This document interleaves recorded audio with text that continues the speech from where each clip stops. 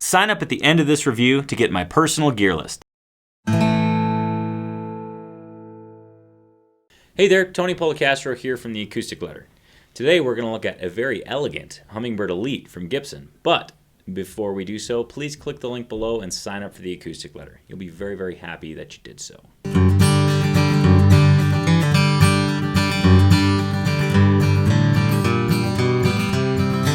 What we have is a little product from the Gibson Custom Shop called the Hummingbird Elite. It has everything that we know and love about a hummingbird, but it looks a little bit more fancy, and this one in particular sounds quite fine.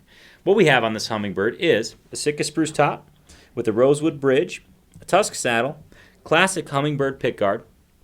Around the entire top we have abalone purfling, bordered in a cream binding. On the back of this square-shouldered dreadnought, we have a beautiful piece of mahogany with a checkerboard backstrip. The neck is a pretty low C profile.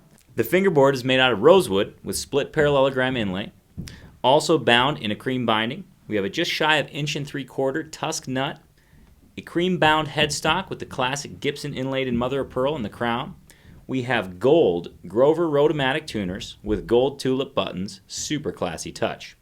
All these things wrapped up into one bundle creates the Hummingbird Elite. So we're going to give this Hummingbird Elite by Gibson a play so you can hear what it sounds like.